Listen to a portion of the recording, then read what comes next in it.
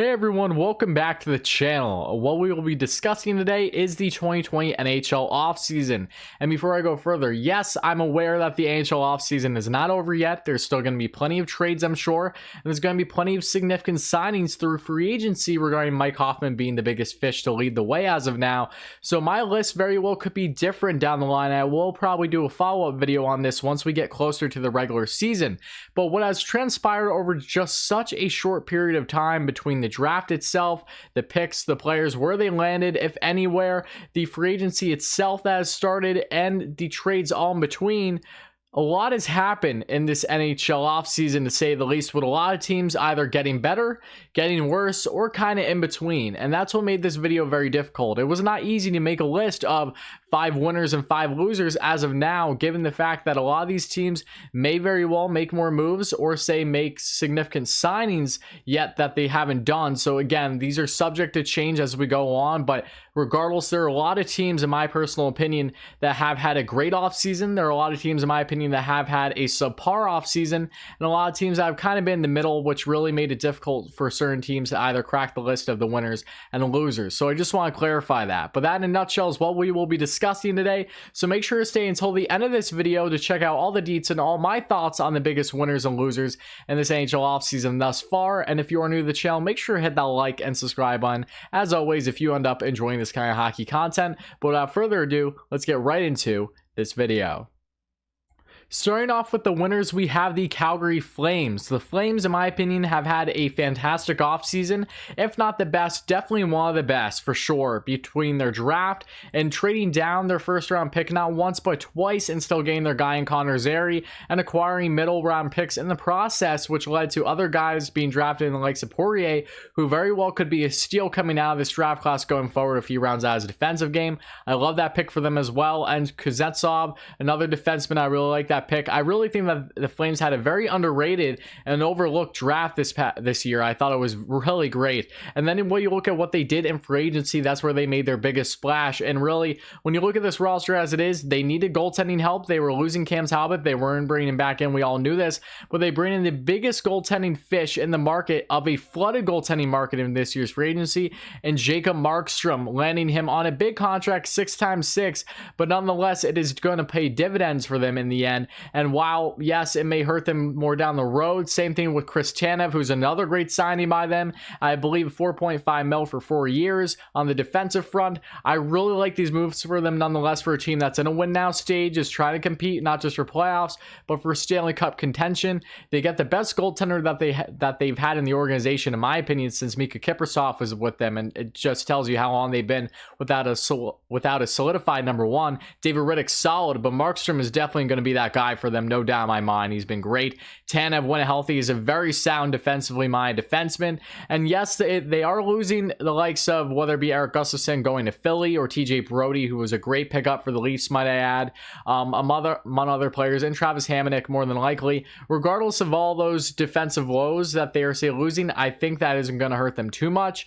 And I really like Tanev. I really like Markstrom. And I really like all the moves that they have made this offseason for the most part. They've been smart between their draft and free agency, and who knows if they have any trades stay up their sleeve before next season picks up. So things may get better for them, may get worse, but as of right now, they're definitely a winner in my eyes. I can't say enough good things about the Flames, what they have done, and also getting Markstrom outbidding the team that was running the running for him and their rival in the Battle of Alberta and the Edmonton Oilers. So that was huge for them as well, knowing that if they didn't get Markstrom, he was more than likely going to go to their biggest rival, and they would face him a bunch throughout the season, of course. So huge for them to land Markstrom, Tanev, and all their other moves in the draft. Can't say enough good things.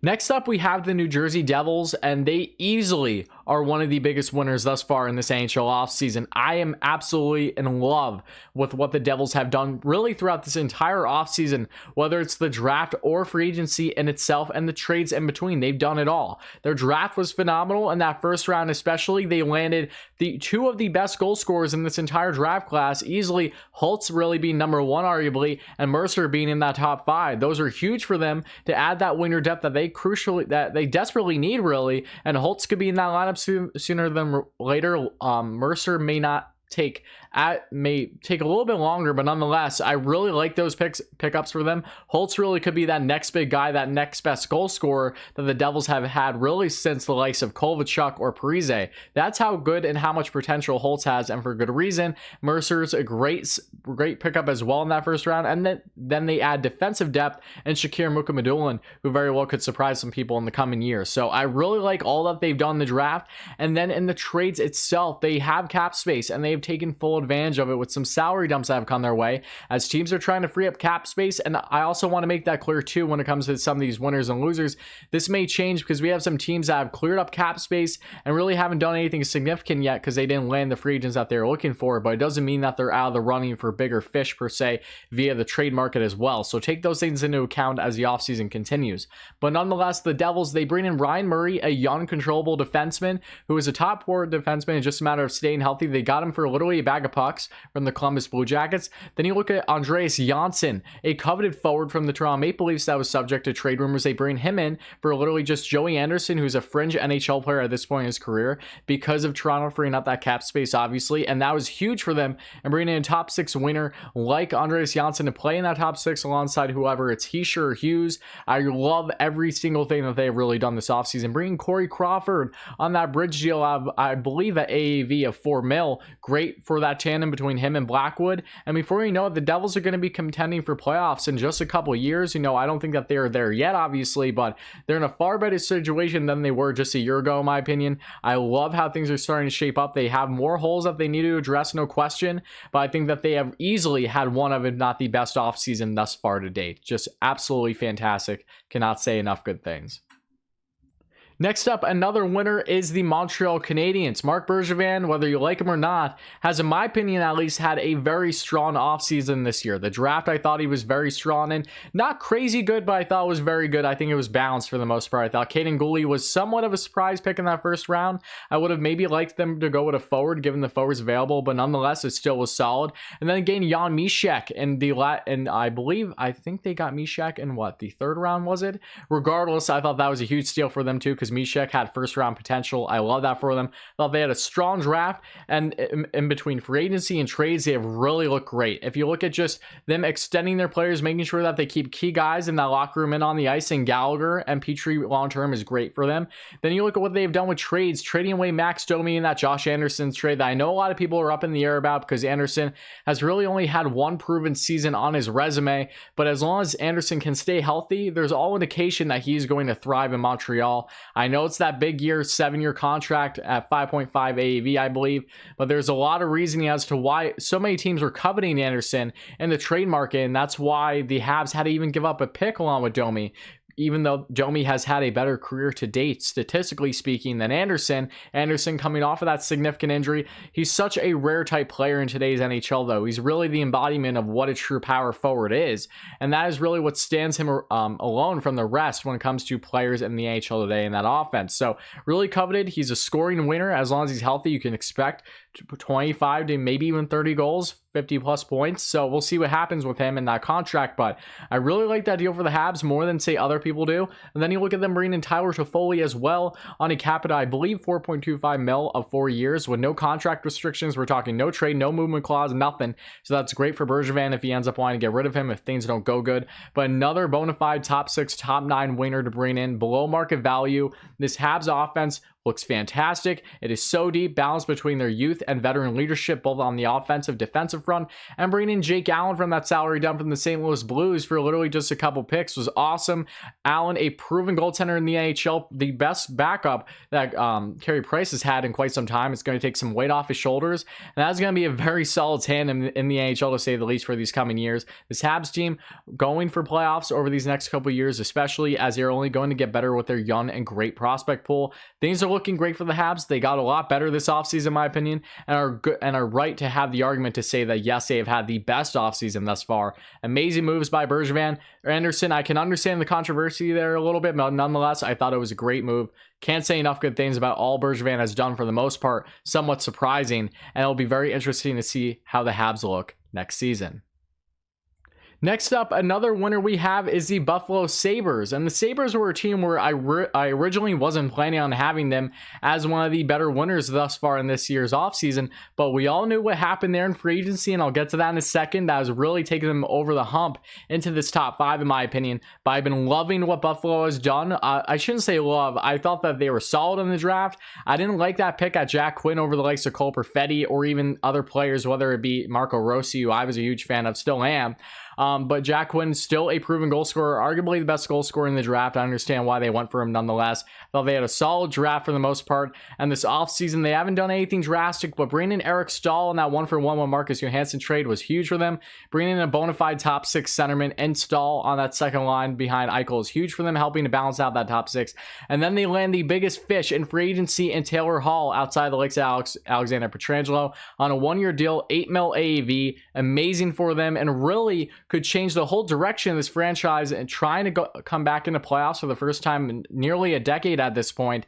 And Jack Eichel, there's been plenty of rumors with him if he'll be in Buffalo long term, and this really helps Buffalo's cause to try to make sure that they keep Eichel long term. If Hall and them click, which I'm sure that they will, be a great duo in the NHL for at least the next year, great things are going to happen for Buffalo. They're trying to make playoffs. Yes, they do need to address goaltending and other aspects of this lineup, but nonetheless, bringing in Stahl and Hall in itself is what makes them in this top 5. They get that much better for next year. They go from a team that really didn't look like any chance of making playoffs to actually having some life now and going to look to contend for a playoff spot next season. Great move bringing in Hall, taking advantage of their cap space, and who knows, if things work well with Hall, he very well could stay with Buffalo long term if him and Eichel especially have that connection that I feel is inevitable at this point.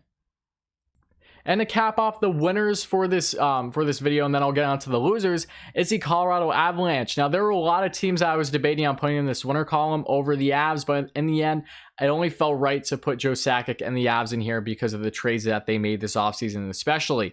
We all know the Avs, they were interested in Taylor Hall, I believe, but they didn't offer him much past $4 million for a year from all the reports I've seen. They had a strong draft, nothing crazy, but a strong one. And then when you looked at what they did in the trade market, that was huge. Landing Devon Toews from the New York Islanders, given their cap situation, literally for nothing, just a couple second-round picks, who Devon Toews is a late bloomer as a developed defenseman in the NHL, but he has a lot of potential to possibly be a 40-plus point defenseman for the upcoming years with the Avs, which is huge for them after that trade with Nikita Zadorov, who they traded to the Chicago Blackhawks for Brandon Saad. That's easily a win for the Avs, in my opinion. I thought it was a solid trade for both teams, but Saad is definitely the better player between the two.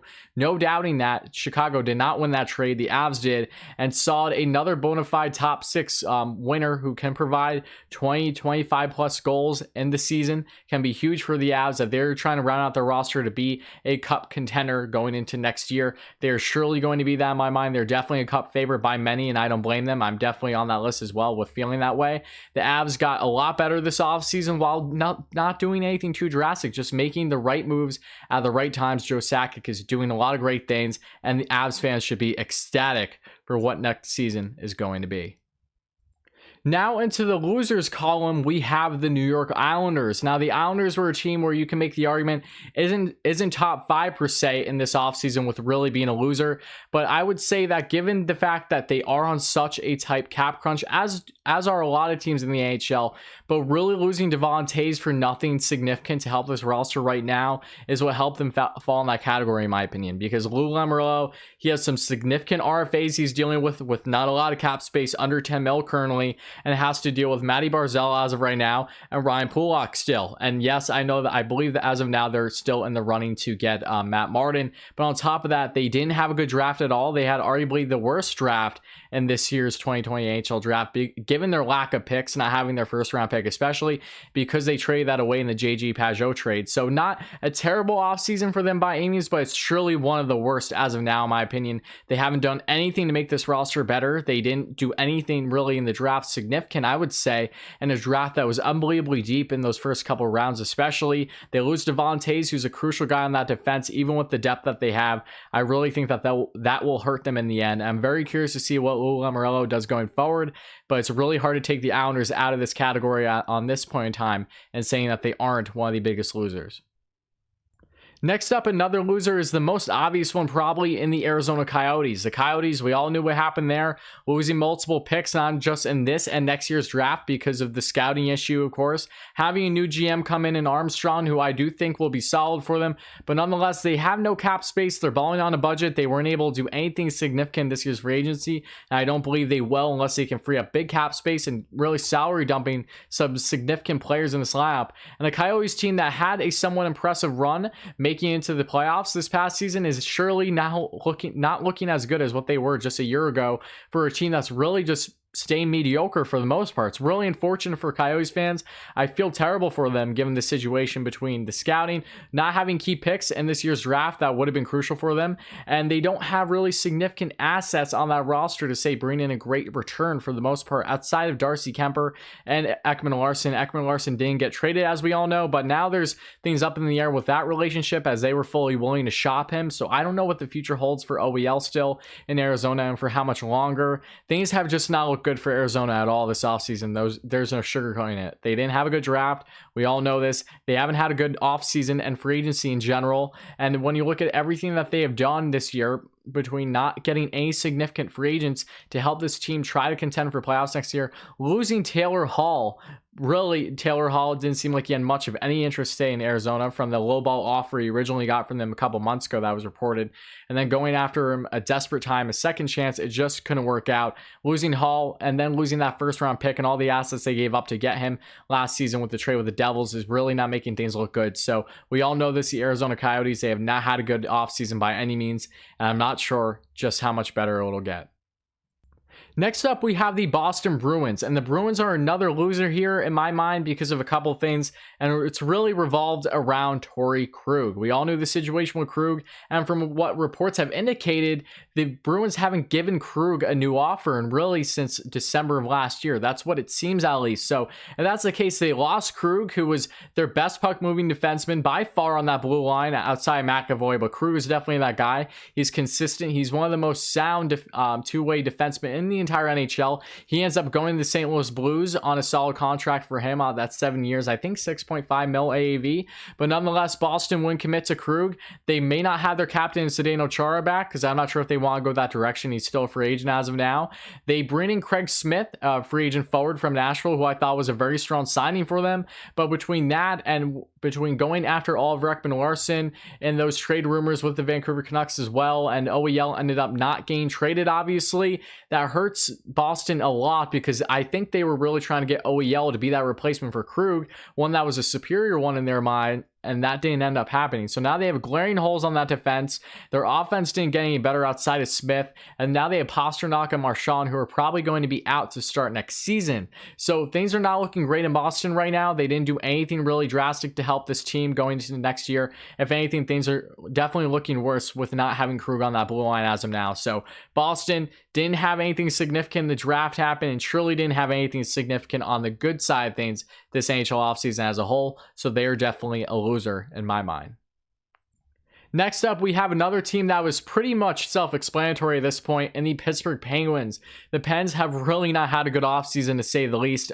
Very controversial moves by their GM in Rutherford after having another disappointing year, not even making the playoffs this year, losing that qualifying round to the Habs. Rutherford is trying to look for answers to change up this roster, starting with that Kapanen trade for a first-round pick and one of their more coveted prospects by the Pens. The Leafs easily won that trade, in my opinion. Kapanen is a bad player, but they overpriced him big time. And then they tried looking for a first-round pick replacement and trading Matt Murray. They couldn't get it. Teams weren't going to give it up, and then they just trade Murray for a couple of picks to the Ottawa Senators. So overall, not looking good for the Pens this offseason, to say the least. They didn't have a strong draft, in my opinion. I thought that their picks, their goaltenders especially, weren't bad picks, but I don't know why the Pens would draft with their first two picks in a draft that had a lot of players available still when they were selecting in those middle rounds to acquire two goaltenders goaltenders for their first 2 picks. I thought that was definitely a head scratcher in my mind. Not a terrible draft by any means, though. Just they definitely could have used their first round pick, to say the least, in this year's kind of draft class. And then you look at their offseason moves, trading away Patrick Hornquist, who a lot of teammates were not happy about losing him. He's a great locker room guy. Yes, I know he may be in more of a depleted role going forward with the Pens, given their depth on the wing. Nonetheless, losing him to bring in Michael Matheson and Sevior was not a good deal, in my opinion, by any means. Matheson is one of the worst defensemen, analytically speaking, in the NHL currently, is on a heavy contract that is not looking good. And while they lost Jack Johnson, they bought him out, which I thought was smart for them. They really brought in a replacement in Matheson that kind of looks like a Justin Schultz type situation. At least I think that's what they are assuming. I've even talked to my friend who's a Pens fan, and on others who have stated that I think that's what Rutherford is looking for, but I don't think he's going to get that Matheson. He has age on his side, but that's really it. Analytically speaking, things are not looking, and the eye test, that's one of those things where people come together, they have an understanding of what kind of player this really is. So we'll see what happens there, but I didn't like those moves. I really haven't liked any trade that Rutherford has made this offseason, even the Nick Bukestad trade, because I believe he retained 50% of that salary. It didn't make any sense to me. Really little to none of these trades have made sense to me for the Pens. Instead of really changing things for the better, I think he's changed them just for the sake of changing them. Made lower level signings in free agency, bring Rodriguez back, who they originally traded for in the Dominic Cahoon trade with the Sabres at the deadline, and also bring in Jankowski among some other lower level signings. Nonetheless, the Pens have not had a good offseason, in my opinion, and I'm really curious to see how they're going to be looking starting next season. And finally, we have the Chicago Blackhawks as the last loser I have for you today of the 2020 NHL offseason to date, at least. When it comes to the Blackhawks, their draft wasn't terrible by any means. I like that pick that they had in the first round in Reichel. I think he's a sleeper pick, to say the least. I thought that they made some good picks throughout the rounds. Bringing a goaltender as well was solid. But when it comes to their overall offseason free agency, I have not liked it at all. Stan Bowman, I'm really leaving me scratching my head as well. And when you look at what Bowman has done and not re-signing Corey Crawford, I thought really hurt them in the end. And now they don't have goaltending. They really don't. They have Subban's a young, interesting goaltender, but he's not a solidified number one. And a Blackhawks team that has their veterans, their core, and the captain, Taves, Kane, the guy on the wall behind me, whether it's Seabrook, if healthy, and of course having other guys, Duncan Keith, etc. They really have shown their disgruntlement with what management has been doing over this past year plus, and now trading away Brandon Saad again, this time for Nikita Zadorov that I touched on in this video, Ray. Losing that trade, they definitely could have gotten a better return than just Zadorov, in my opinion. Nothing against him, but Saad's the better player. So Jonathan Taves even came out to the media, which is something he normally doesn't do. He's more of a guy that leads by example, not by his voice as much, at least on the ice, it would seem.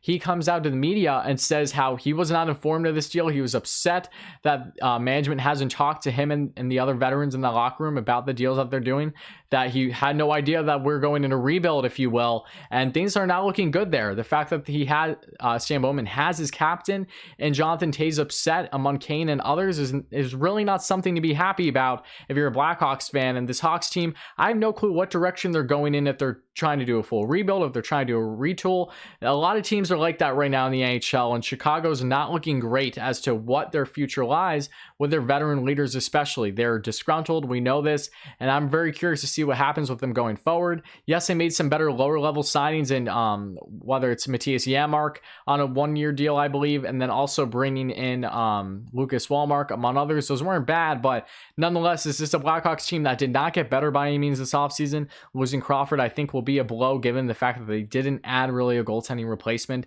So I really think the Blackhawks are one of the biggest losers in this year's offseason.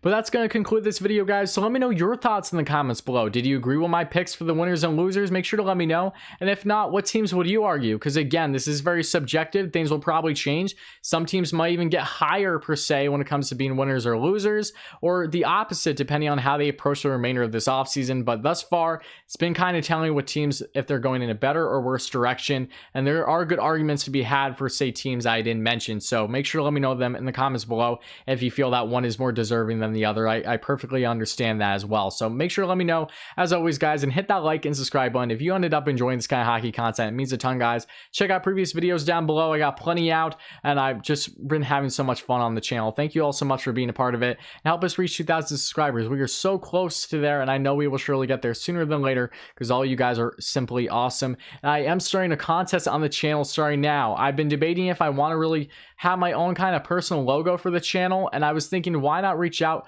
to you lovely people and see if any of you guys are interested in possibly designing a logo for the channel, and you wouldn't mind letting me have it. Obviously, let me know, and of course, by doing that, email me. I'll have in the description down below to check out my email. If you know how to do graphic design and you want to make a logo for me for the channel, if I reach a certain amount of logos within these next 2 weeks, I will then pick a winner of the best logo, and whoever's logo that was, I will send them a $25 Visa gift card. So you have some incentive here more than just doing it because you like me, right? So make sure to check that out if you guys are interested. I think that'd be awesome. I would love to reach out with the community more and see if anyone is interested in making the kind of logo for me for this channel going forward, because I definitely want to go in a different direction than what I currently have. So make sure to check that out if you are interested. Make sure to email me the logo if you do in fact make one, and thank you in advance, guys. Comment down below, hit like and subscribe, and I'll be back real soon.